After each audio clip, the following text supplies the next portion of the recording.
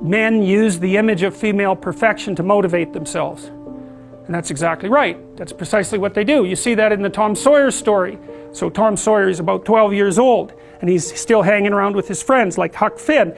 And this girl moves across the street, Becky, and she comes out, and he's struck by her for the first time in his life. Something's changed. And the first thing he does is hop up on a picket fence and show off and balance in front of her. And he's saying, well, look at me, look at me. He's like the male bowerbird building something beautiful so the female will approve of it. And it's motivation. You know, and that's something that I think modern women don't really understand about men. They don't understand that, at least to the degree that males are uncorrupted and not bitter because of being rejected, they're doing everything they can to kneel before the eternal image of the feminine and try to make themselves worthy. That's the chivalry story, right? That's what you should encourage in your partner. So out of chaos emerges this first form. It's the feminine form. It's partly the form that represents novelty as such.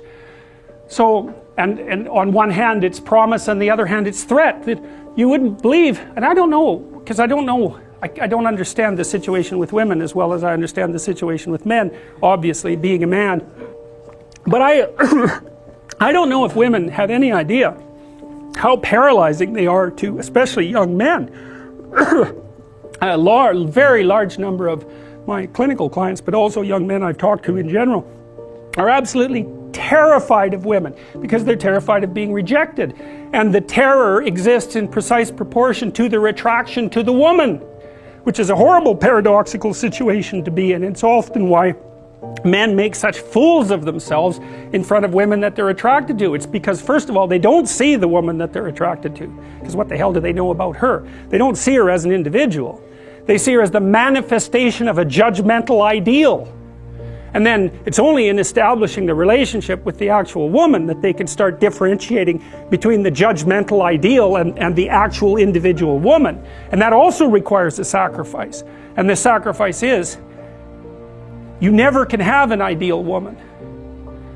So to have a relationship with any woman, you have to sacrifice the relationship with the ideal woman, and you have to see the individual woman and separate her from the ideal. And that's the same thing that happens to the hero in Sleeping Beauty, right? He sees the evil queen who actually turns into the dragon of chaos, and it's not until he can defeat her that he can establish a relationship with the actual princess. And that's exactly the case. I had one of my clients who ran this men's group, which was quite interesting. One of the things they had the initiates do, which was very intelligent, was to go out and ask 50 women in one day for their phone numbers. Why? Politely, properly, you know. It was a game, but it wasn't a stupid game. And the idea was, get over your fear of rejection. And how do you do that? By encountering it continually and continually and continually, so that you're no longer paralyzed by this.